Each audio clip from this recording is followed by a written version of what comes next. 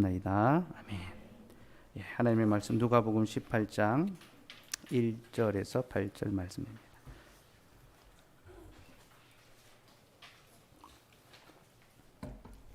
예, 1절에서 8절. 누가복음 18장 1절에서 8절 말씀.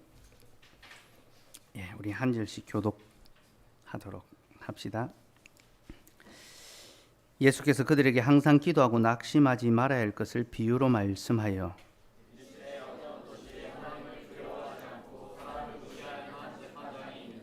그 도시에 한 과부가 있어 자주 그에게 가서 내 원수에 대한 나의 원한을 풀어주소서 하되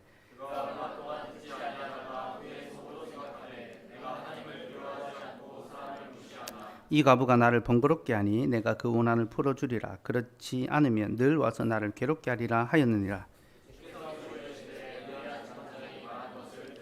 하물며 하나님께서 그 밤낮 부르짖는 택하신 자들의 원한을 풀어주지 아니하시겠느냐. 그들에게 오래 참으시겠느냐. 내가 너에게 이르노니 속히 그 원한을 풀어주시리라. 그러나 인자가 올 때 세상에서 믿음을 보겠느냐 하시니라. 아멘. 주일에 교회가 성도의 어머니라는 말씀을 나누었습니다. 교회는 성도의 어머니며 우리를 하나님의 말씀으로 낳았습니다. 그리고 그 말씀으로 우리를 기르며 사랑으로 우리를 돌보아 주었습니다. 교회의 그 사랑 또 그 돌봄 덕분에 우리가 믿음을 잃어버리지 아니하고 우리 속에 있는 그 작은 믿음의 씨앗이 또 발아하고 또 꽃이 피고 작게나마 열매를 맺게 되었고 또 이렇게 교회 생활을 할 수 있는 또 함께 교회로 모여서 교회로 지어져 갈 수 있는 그런 결실을 보게 되었습니다. 이 모든 것이 교회의 사랑과 돌봄과 양육 덕분이라는 것을 우리는 알고 또 감사할 수 있어야 합니다. 교회는 성도의 어머니로서 하나님의 자녀를 낳고 기르고 양육하는 그런 기관입니다. 근데 여러분 세상에서 가장 힘든 일이 육아라는 거 다 아시죠, 그죠? 예, 우리 요즘 한창 육아의 어떤 시기를 보내고 있는 지체들 있는데 참 육아 자녀를 낳고 기르는 것보다 더 어렵고 힘든 일이 없는 것 같아요. 우리 그 엄마들 이제 일하던 엄마들 이제 출산 육아 휴가를 보내고 이제 다시 복직 하고 난 다음에 일하는 게 더 쉽네요. 아기 키우는 게 더 힘듭니다. 그런 이야기를 이제 다 하더라고요. 육아라는 건 참 어렵고 힘든 일입니다. 왜냐하면 인간의 범죄함으로 말미암아 이제 자녀를 기르는 것이 고통스럽고 힘든 일이 돼 버렸기 때문이죠. 하나님께서 범죄한 인간에게 육아의 고통을 이제 주셨어요. 그래서 육아를 통하여 우리의 그 죄의 그 실질을 이제 마주하게 하신 거죠. 그러니까 여자에게는 해산의 고통을 주셨죠. 그러니까 출산하는 것, 아이를 낳는 것이 얼마나 고통, 생명을 걸어야 되는 일이라는 것을 가르쳐 주셨습니다. 남자에게는 열심히 노동해야 됩니다. 그래야 먹을 것을 얻습니다. 그죠? 그러니까 노동의 수고를 주셨죠. 먹을 것을 제공한다는 것은 아이를 이제 기른다라는 거죠. 그죠? 이 두 가지가 양육에 관한 그 의미를 보여줍니다. 양육이 뭔가? 양육이라는 것은 이 해산의 고통과 또 노동의 수고를 통해서만 감당할 수 있는 것. 고통스럽고 힘들고 수고스러운 것이 양육이라는 거죠. 하나님이 아담에게 네가 땀 흘려 일해도 땅이 저주를 받아서 가시덤불과 엉겅퀴를 낼 것이다. 그렇게 말씀하셨잖아요. 그렇죠? 가시덤불과 엉겅퀴가 이 자녀입니다. 자녀. 내가 열심히 땀 흘리고 사랑으로 돌아봤는데 막 가시덤불이 돼서 막 나를 막 공격하고 그죠?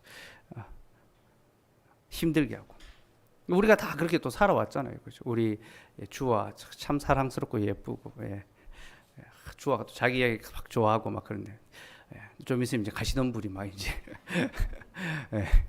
서우 또 오니 딱 처음에 태어나면요 말 안 하고 가만히 누워 있잖아요. 그럼 빨리 막 움직이길 바라는데 막 움직이기 시작하면 가만히 누워 있을 때가 더 나았다. 말 안 하고 있으면 막 답답해서 빨리 말하고 싶은데 말하기 시작하면 말 안 할 때가 더 나았다. 아이가 자라간다는 것이 한편으로는 감사하지만 한편으로는 수고와 또 어려움과 고통이 그만큼 더 커지는 것 같아요. 특히 이제 뭐 사춘기를 지나가면요, 이 뭐 거의 뭐 엉겅퀴 그 자체 인생이 뭐 어디를 건드려야 될지 모르겠어요. 나는 사랑의 터치를 한다고 하는데 예, 탁그 예, 다른 방향에서 툭툭 터지죠, 그죠? 예. 그래서 양육은요, 기도로 할 수 있는 겁니다. 예. 기도함으로 하나님의 도우심으로 가능한 거죠. 자녀를 얻는 것도 기도로, 하나님의 은혜로 가능한 거. 자녀를 키우는 것도 하나님의 은혜로, 기도로만 가능한 것 같습니다. 그래서 어머니는 기도 없이 자녀를 키우지 못합니다. 기도하는 어머니가 자녀를 바르게 키울 수 있죠. 그런 말도 있잖아요. 기도의 자식은 절대 망하지 않는다. 이거 누구 때문에 나온 말인지 여러분 아시죠, 그죠? 아구스티누스, 어거스틴. 아구스티누스가 이제 굉장히 이제 방황의 삶을 보냈잖아요. 정욕의 삶을 추구하고 또 만이교에 빠져서 이단 종교에 빠져서 인생을 허비하고 어머니가 보고 너무 안타까운 거예요. 이 아들이 돌아오기를 바란. 그래서 기도했는데 끝내 그 아들이 돌아왔죠. 그래서 기도의 자식은 망하지 않는다. 이제 그런 말이 나왔는데 사실 이 말은 약간 와전된 부분이 있습니다. 아우티누스가 이제 회심하고 난 다음에 고백록을 쓰면서 자기 인생을 쭉 이제 쓰는데 어머니와의 어떤 시간에서 굉장히 이제 중요한 이야기를 많이 씁니다. 그리고 자기 인생에 대해서는 어머니가 딱 돌아가실 그 나이 때까지만 딱 씁니다. 그러니까 자기 인생은 어머니로 말미암아 이렇게 됐다는 걸 이제 고백하는 일종의 어머니에 대한 헌사와 같죠. 예, 그래서 자기 인생에 대한 이야기는 어머니가 돌아가실 그때까지만 쓰고 그 다음부터는 이제 창세기 주석을 씁니다. 주회를 씁니다. 그 1부와 2부로 나뉘어지는데 거기서 이제 자기 어머니의 기도에 대해서 회고하면서 아우티누스가 이런 글을 씁니다. 제가 거기 유인물로 나눠드렸습니다. 예, 고백록 중에 이제 어머니의 기도에 관한 회고인데요. 이 기도의 자식은 망하지 않는다. 이 말이 이제 어디서 나왔냐면, 예, 저의 어머니는 교회 감독에게 이제 목사님에게 제발 저와 대담을 갖고서 저의 오류들을 논박하고 나쁜 것을 깨우치고 좋은 것을 가르쳐 달라고 청했습니다. 그러니까 만이교회에서 빠져나올 수 있도록 목사님한테 우리 아들 좀 가르쳐 달라고 이제 부탁한 거죠. 예. 하지만 그는 마다했습니다. 목사님이 안 한다는 거예요. 예. 후일에 제가 감지한 바로 그는 참 슬기롭게 처신했던 것입니다. 안 한다 한 게 참 슬기로웠다고 이야기입니다. 그가 대답하기를 저는 당시 이단 사상의 새로움에 말려들어 잔뜩 들떠있고 시시한 몇 가지 문제를 끄집어내어 상당수의 풋내기들을 흔들어 놓고 있던 참이었으므로 아직 무엇을 배울 만한 사람이 아니라고 하더랍니다. 그러니까 지금 뭐 잘못된 사상에 빠져서 거기에 완전히 고치되어 있는 겁니다. 그러니까 다른 걸 아무리 이야기해도 지금 안 듣는 거죠. 그죠? 자녀들이 그럴 때가 있습니다. 학교에서 배우고 아니면 뭐 유튜브에서 보고 이런 이제 내용들이 이제 자기 안에서는 이게 진리의 체계가 딱 된 거죠. 그래서 부모가 아무리 이야기해도 이제 안 듣는 거죠. 예. 선생님 이야기도 안 듣고 그런 이제 상황들이 이제 벌어진 거죠. 그래서 아우티누스 딱 그 상황이 있었다라는 겁니다. 예. 그래서 이제 목사님이 이렇게 얘기합니다. 그러니 거기 그냥 내버려 두시오. 다만 그를 위해 주님께 매달리시오. 스스로 읽어가다 자신이 어떤 오류에 빠졌는지 얼마나 큰 불경을 저질렀는지 깨닫게 될 것입니다. 되게 이제 냉랭한 것처럼 드릴 수 있는데 정확하게 이제 진단을 해준 거죠. 그러면서 이제 자기 이야기를 하더랍니다. 그는 자기도 어렸을 적에 미혹에 빠진 어머니로 인해서 만이교에 넘어갔었다는 이야기도 같이 하더랍니다. 그래서 그들의 책을 거의 전부 읽었을 뿐만 아니라 모조리 베껴 쓰기까지 하였답니다. 그런데 누구와 맞서서 토론을 한 것도 아니고 자기가 설득당한 것도 아닌데 스스로 어떻게든 그 종파를 벗어나야겠다고 깨쳤고 마침내 벗어났다고 합니다. 그러니까 진리가 아닌 것을 쫓아갈 때에 그게 진짜처럼 쫓아갔는데 이게 아니구나라고 깨닫게 되는 지점이 있다라는 거죠. 우리 아이들이 자라면서 하나님 없는 삶이 더 멋있어 보일 때가 있어요. 더 좋아 보일 때가 있어요. 저도 그렇게 자랐던 때가 있고요. 그 친구들하고 같이 지내는 것이 마냥 좋고 그게 인생을 멋스럽게 사는 것처럼 느껴질 수 있거든요. 물질적인 것들을 누리고 마음껏 어떤 규제받지 않고 그게 좋아 보이는 때가 있는 거죠. 그러나 하나님은 진리 아닌 것들로 인간을 결코 만족시키지 않습니다. 그죠? 참된 진리를 추구하게 되고 결국 진리로 돌아오게 된다. 이제 그 이야기를 딱 했던 겁니다. 예. 그렇게 이제 이야기를 하니까 하지만 그가 그렇게 말해도 어머니는 단념하지 않고 울며 불며 애걸복걸 그저 한 번만 저를 만나서 말 좀 해보라고 끈덕지게 졸라대자 그가 짜증을 내면서 이렇게 말하더랍니다. 나한테서 그만 가시오. 잘 될 겁니다. 그렇게나 많은 눈물의 기도를 받은 자식이 망할 리 없습니다. 기도의 자식이 망하지 않는다. 이게 좋은 뉘앙스에서 나온 말은 아니었습니다. 귀찮으니까 이제 제발 나 좀 그만 괴롭혀라. 당신이 그렇게 눈물로 기도했는데 그 자식이 망하겠냐? 그렇게 이제 이야기했던 거죠. 훗날 어머니는 저와의 대화에서 종종 그 이야기를 회상하곤 했는데 어머니는 그 대답을 하늘에서 들리는 소리로 받아들였답니다. 이분은 어떻게 보면 좀 귀찮았어. 당신이 그렇게 기도하는데 그 아들이 망하겠냐? 그렇게 이야기했는데 그 어머니 모니카 여사는 그걸 하나님의 음성으로 기도의 자녀는 하나님께서 붙드시는구나. 그래서 더욱더 끈질기게 오늘 본문에 나오는 과부처럼 끈질기게 기도했던 겁니다. 그게 기도의 자식은 망하지 않는다라는 거죠. 그 어머니가 어떤 기도를 했는지 또 아구스티누스가 또 이렇게 이야기합니다. 저 많은 기도, 끊임없이 드리는 그 빈번한 기도가 어디 갔겠습니까? 당신께 아니면 어디로도 못 갑니다. 자비의 하나님, 저토록 순결하고 단정한 과부의 부서지고 낮추인 마음을 당신께서 낮추어 보실 수 있었겠습니까? 그 기도는 다 하나님께로 듣지 않으시는 것 같고 응답되지 않는 것처럼 보이지만 그 기도는 다 하나님께로 갔다는 겁니다. 저 과부가 저렇게 낮은 마음으로 그렇게 기도하고 있는데 하나님이 어떻게 그 마음을 낮추어 보시겠냐? 높여주신다. 그 이야기죠. 저 과부는 자선을 자주 하고 당신의 봉사자들을 받들어 섬기며 하루도 빠짐없이 당신 재단에 봉헌물을 올려놓고 하루에 2번 곧 아침 저녁으로 빠짐없이 당신 교회에 나갔습니다. 교회에 가는 이유는 당신의 설교에서 당신을 듣기 위함이었고 당신께서는 그의 기도에서 그 일을 들어주셨습니다. 어머니는 당신께 금과 은을 조르지도 않았고 흔들거리고 덧없는 선을 구하지도 않았습니다. 물질적이고 헛된 것을 구하지 않았다라는 거죠. 자기 아들의 영혼이 구원되기를 눈물을 뿌리며 애원하는데 또 당신의 선물로 그런 여자가 된 터에 당신께서 어찌 외면하시고 어찌 도움을 마다하실 수 있었겠습니까? 아들의 구원을 위하여 눈물로 기도했던 거죠. 주님, 당신께서는 결코 그렇게 하지 않으실 것입니다. 당신께서 오히려 가까이 하셨고 들어주셨으며 그렇게 이루어져야 한다고 당신께서 예정하신 순서대로 이뤄내고 계셨습니다. 그이가 신앙 깊은 마음에 간직하고 있던 것은 당신께서는 자신이 구한 것을 들어준다는 확실한 약속이었습니다. 당신의 자비는 세밀하여 당신께서는 모든 사람들에게 빛을 탕감해 주는 것도 모자라 당신의 언약을 갖고서 스스로 빚쟁이가 되어 주기까지 하십니다. 이게 아구스티누스가 자기 어머니에 대한 기도의 회고인데요. 여기 아구스티누스의 기도론이 다 담겨 있습니다. 하나님의 약속, 그 약속을 믿는 믿음의 기도, 그 기도에 대한 하나님의 응답. 오늘 제가 하려는 설교가 이 속에 그대로 다 담겨 있습니다. 하나님은 자신의 약속을 따라 우리의 모든 빚을 탕감해 주시는데 스스로 빚쟁이가 되어서까지 자기의 것을 내어주면서까지 우리의 필요를 채워주신다. 그게 부모 아닙니까? 빚을 내서라도 공부를 시키고 자기의 것을 팔아서라도 자녀를 해주려고 합니다. 그게 부모의 마음입니다. 우리는 그 부모의 마음을 헤아리지 못하지만 그게 부모의 마음이고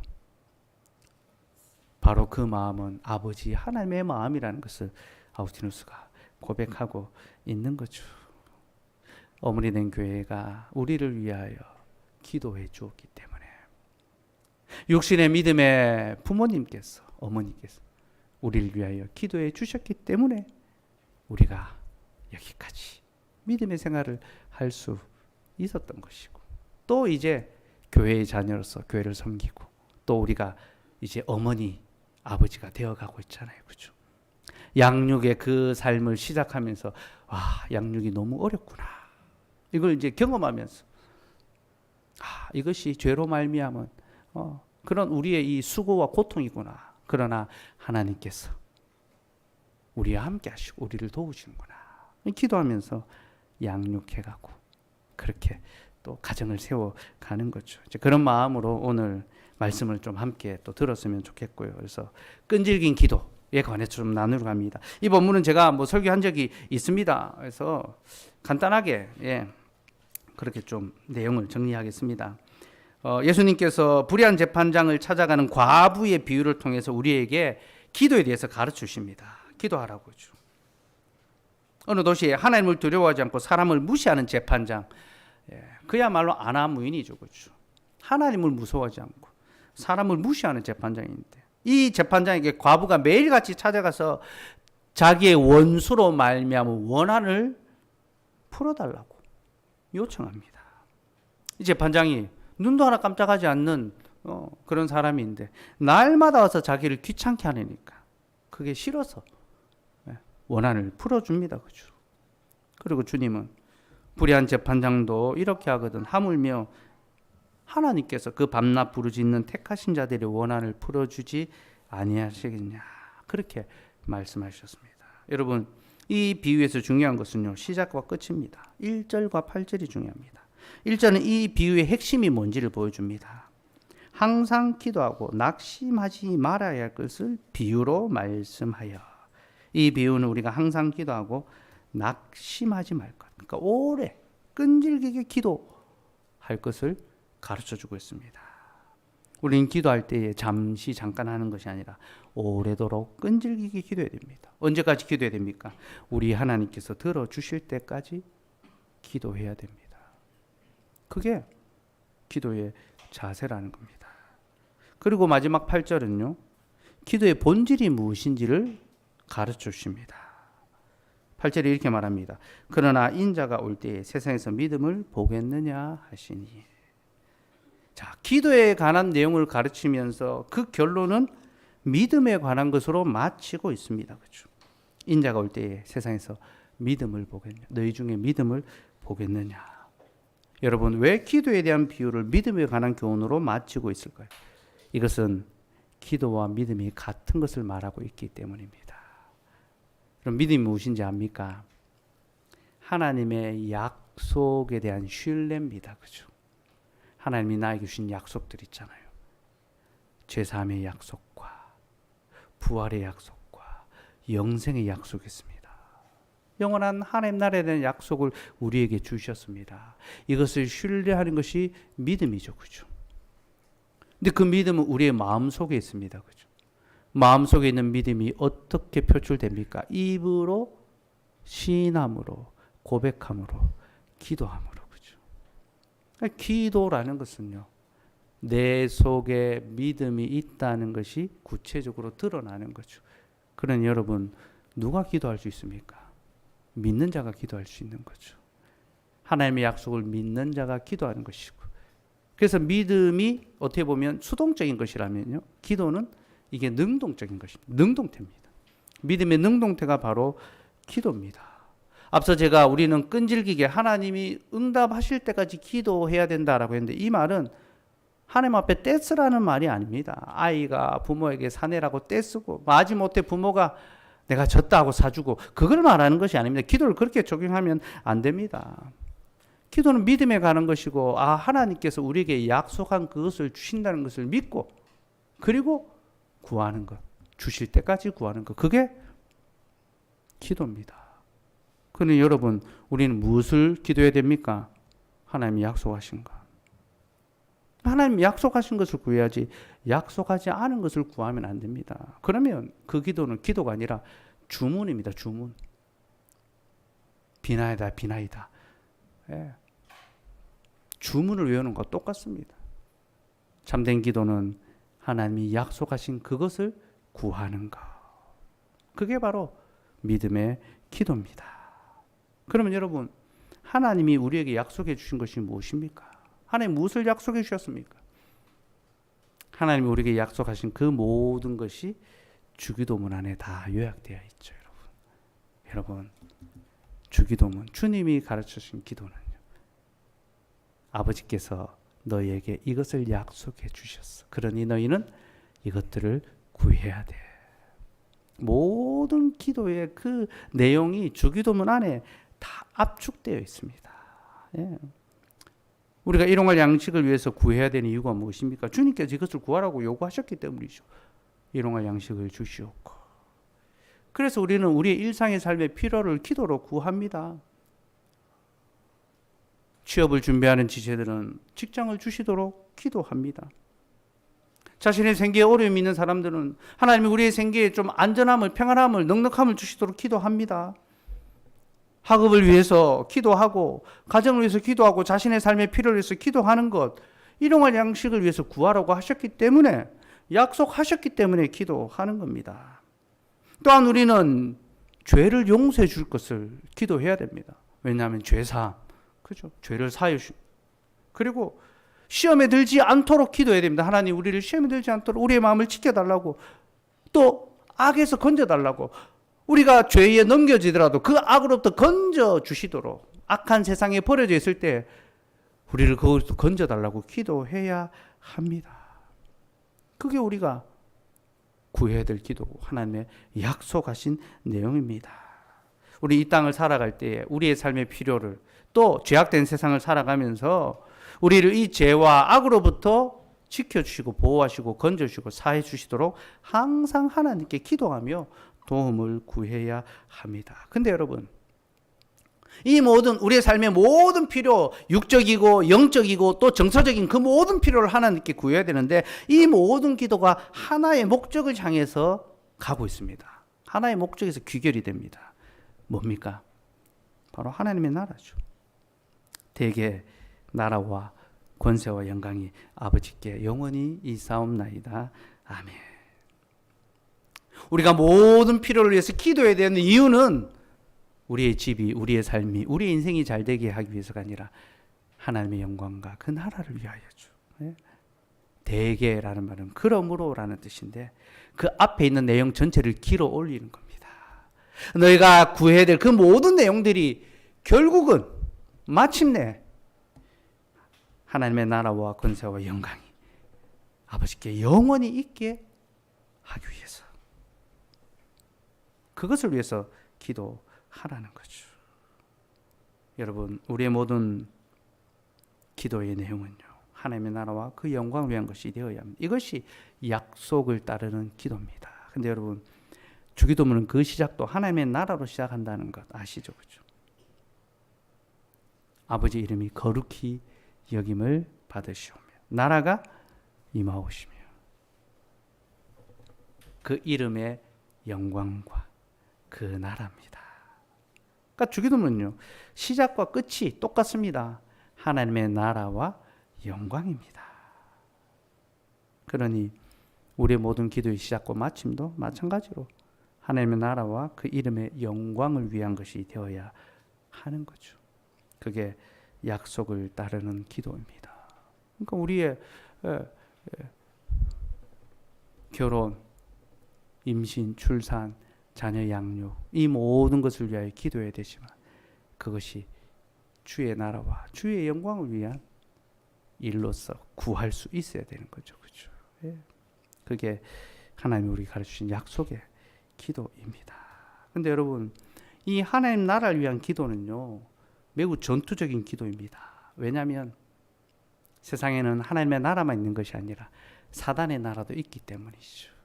두 나라가 존재한다는 것은 그 사이에 항상 다툼과 전쟁이 있다는 것을 의미합니다. 사단이 하나님의 나라를 공격합니다. 그러니 여러분, 주기도문은 무엇입니까? 악한 자들의 공격, 악한 나라의 공격으로부터 우리를 지켜내는 보호막입니다. 동시에 그 악한 자들을 무찌르는 말씀의 검이기도 합니다. 우리는 기도로서 악한 자들의 공격을 막아내고, 우리는 기도로서 악한 자들의 계계를 무너뜨립니다. 그 기도가 최선의 공격 무기요, 최고의 방어 무기가 됩니다.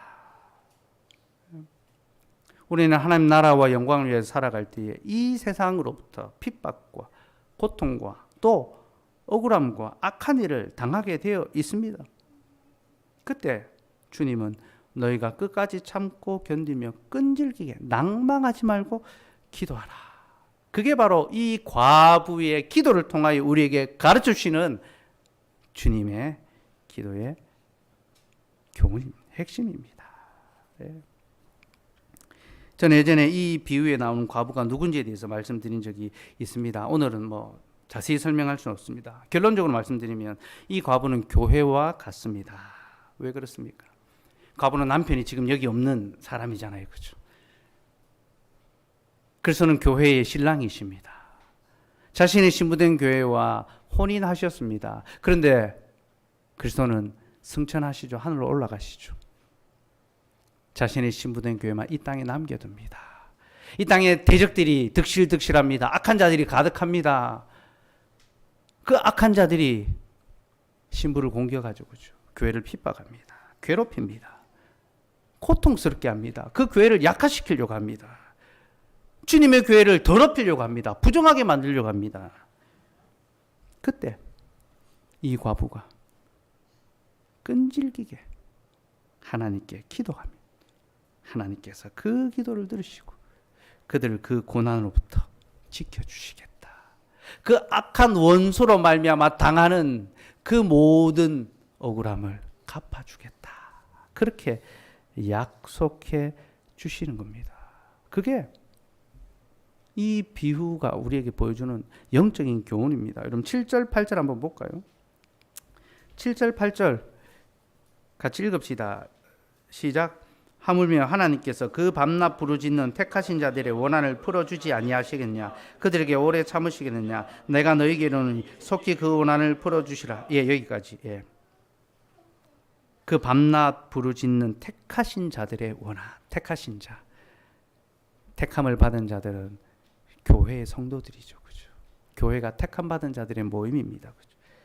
그 원한을 풀어주지 않으시겠느냐? 속히 그 원한을 풀어줄 것이다. 내가 너희의 그 억울함과 원통함과 그 고통을 풀어주겠다. 그렇게 말씀하시죠. 이 말씀은 계시록 6장 10절 말씀과 연결됩니다. 같이 읽읍시다. 시작. 큰 소리로 불러 이르되 거룩하고 참되신 대주제여 땅에 거하는 자들을 심판하여 우리 피를 갚아주지 아니하시기를 어느 때까지 하시려 하나이까 하니. 계시록 6장은요 복음의 증인된 삶을 살아가다가 핍박을 당하고 죽임을 당한 자들이 하나님께 드리는 간구의 내용입니다. 그들이 하나님 우리의 흘린 피, 저 원수들로 말미암아 우리가 흘린 이 피를 갚아주시옵소서. 언제까지 참으시겠습니까? 이제 갚아주시옵소서. 그렇게 간구하고 있습니다. 근데 여러분 여기서 이 갚아달라라는 말, 우리 피를 갚아달라 이 말이요 바로 누가복음 18장에 나온 우리가 방금 읽었던 8절의 원한과 같은 단어입니다. 원한. 그 원수의 원한. 원수로 인하여. 여러분 과부가 악한 자로 인하여 원한당한 일을 당했습니다. 원통한 일을 당했습니다. 교회가 원수로 말미암아 대적들로 말미암아 핍박을 당하고 고난을 당했습니다. 그때 하나님께 기도합니다. 하나님 우리의 피를 갚아주옵소서. 우리의 원한을 갚아주시옵소서. 우리의 원통함을 풀어주시옵소서.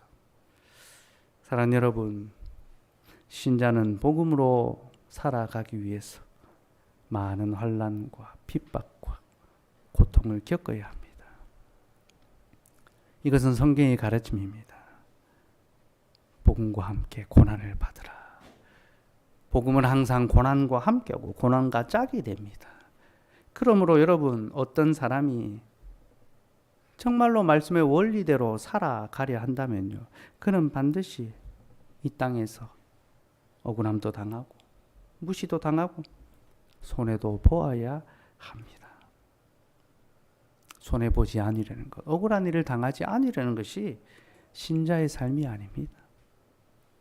신자는 그러한 일을 기꺼이 감당하고 감내하며 견디는 자입니다. 곧 신자는 믿음으로 말미암아 이 세상에서 과부처럼 살아가는 자들입니다. 과부가 어떤 사람입니까? 의지할 데가 없죠.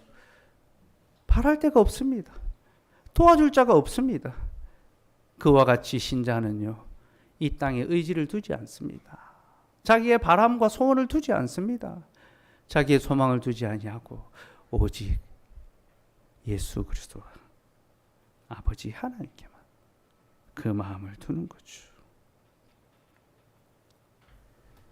우리가 세상에서 복음으로 말미암아 때때로 손해도 보고 어려운 일도 당하지만 여러분, 이 땅에서 우리를 도울 사람이 없지만 저 하늘에 우리를 도울 분이 계시다는 것을 기억하시기 바랍니다. 그는 온 천지 만물을 지으신 대주제가 되십니다. 모든 것의 주인이십니다. 그는 전능하신 하나님이시며 그는 우리의 아버지가 되십니다. 아버지의 특징이 무엇입니까? 자녀들의 필요를 채워주는 거죠. 그는 우리의 모든 간구를 들어주십니다. 그래서 항상 기도하고 낙심하지 말라. 너희가 복음으로 인하여 고난과 어려움을 겪을 때 기도하라. 내가 들어주겠다. 약속해 주시는 겁니다. 사랑하는 여러분, 우리의 삶에 쉬운 것이 뭐가 있겠습니까? 그죠? 하루하루 살아가는 것이 쉽고 간편하고 만만한 것 하나도 없습니다. 늘 어려움과 또 풀지 못하는 문제와 또 생각지 못했던 사건들로 말미암아 고통을 겪게 되는 것, 또 때로는 참아야 하는 것, 또 때로는 바보처럼 손해보고 무시를 당해야 되는 것, 그게 우리의 삶일 수 있습니다. 그러나 여러분, 그때 이 세상을 의지하지 말고 오직 위에 계신 하나님을 의지하고 우리의 마음의 소원을 주님께 아뢰어 드립시다. 그리하면 주가 들으시고 우리의 원한을 속히 풀어주실 것입니다. 찬송